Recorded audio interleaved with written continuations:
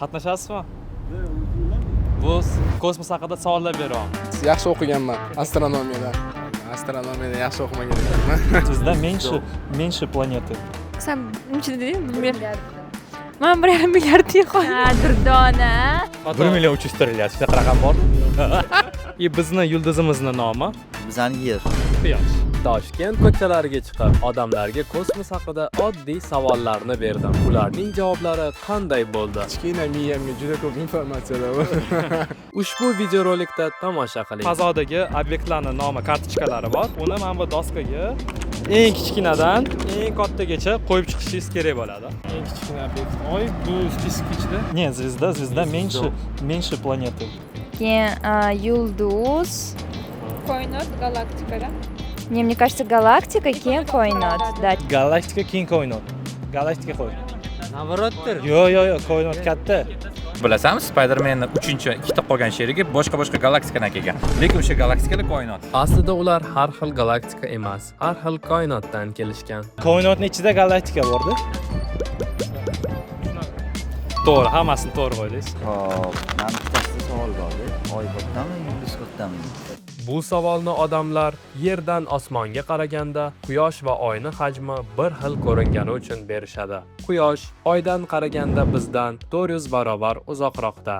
Xuddi shunaqa oyning radiusi Quyoshnikidan 400 barobar kichik. Shu sababli ularning hajmi bir xil ko'rinadi. Va keyingi savol: yorug'lik Quyoshdan Yergacha qanchada yetib keladi? 60 daqiqa. 1 soat tanlayman men. Srazu. 6 minutda yetib keladi. 6 daqiqa. 12 daqiqa-yu qanchada ham yetib keladi. Почти to'g'ri javob etdinglar. 8 daqiqa, 8 daqiqa. 100 ming adashmasam sekundiga 100 ming kilometr. 299 ming kilometr sekundiga, butunlab 300 ming kilometr sekundiga deyshadi. Quyosh sistemasida nechta sayyora mavjud? 12ta. 12. Random. 9 ta. 27. 27. 9 ta. 9 ta sayyora. 9. 8 ta sayyora, 9-sani Plutonmi shunaqa adashmasam. O'zi 9 ta deyilgan, oldin keyin 8 taligi ma'lum bo'lgan. Adashmasam. 8 ta bor, 8 ta. Menimcha 9 ta bor deydi. 9 ta bor, lekin u kichkinaligidan u tipasan bor yo'qoldi işte. Pluton planeta hisoblanadimi, hisoblanmaydi? Kimdirlar hisoblaydi, kimdirlar hisoblamaydi. O'zini o'qini atrofida aylanardi, u chiqib ketgan keyin. Uni nimaganligini bilmayman. Просто kometa qarashgan. Voy, Pluton yo'qmi hozir? Hozir Plutonni bilardim. Pluton qayerga ketdi hozir? Pluton hech qayerga ketgani yo'q. Lekin bironta obyekt sayyora hisoblanishi uchun u 3 ta talabga javob berishi kerak. Yulduz orbitasida aylanishi kerak, shar yoki deyarli shar shaklida bo'lishi kerak va orbitasini boshqa jismlardan tozalashi kerak. Pluton ushbu 2 ta talabga javob beradi. Ammo uning hajmi juda kichkina bo'lgani uchun 3-talabga javob bera olmaydi. Shuning uchun uni 2006-yil sayyoralar ro'yxatidan chiqarib yuborishdi. Oychi. Oy u tabiiy yo'ldoshga kiradi. Ha, Planet yo'ldosh. emas, yo'ldoshga. Umr yo'ldosh, tipa yer xotini. Bizani galaktikaning nomi nima? Bizani galaktikaning nomi Enigma. Do'tada shunaqa gap bor. Milky Way. O'zbekchada. Milky молоко как Sutli. Sutli yo'l. Galaktika nomi ingliz tilida Milky Way, rus tilida Mlечный Путь, o'zbekchasini bilmayman.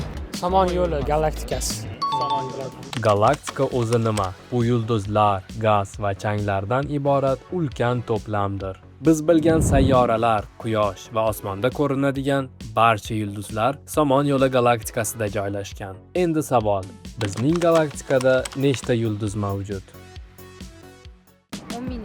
10 mingta 10 ming. yulduz. Quyoshga o'xshagan osmonga qarasangiz 10 mingta mana shunaqa yulduzlar bor. Ладно, ko'p 10 mingta kometa bor mana. Считается, что какую звезду ты обнаружишь сам, ты можешь дать ей название. Ana Berunning nechta sanoqda?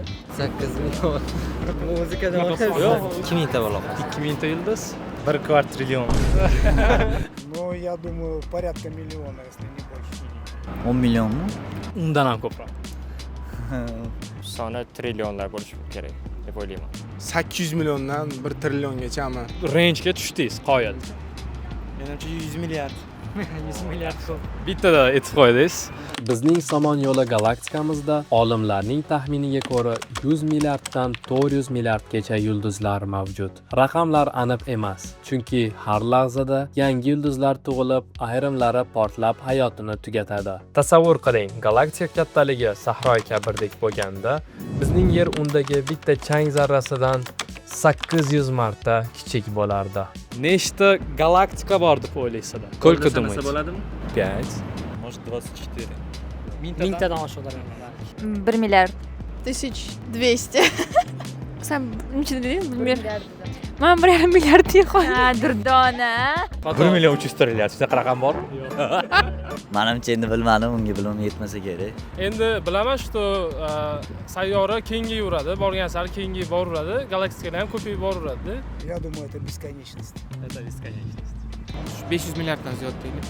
Uzoq vaqt davomida astronomlar koinotimizda taxminan 100-200 milliard galaktika bor deb o'ylashgan. Keyinchalik teleskoplar aniq va kuchliroq bo'lgach, olimlar juda uzoqdagi galaktikalarni ham aniqlashdi. Hozircha biz ko'ra oladigan koinotda 2 trillion galaktika borligi taxmin qilinadi.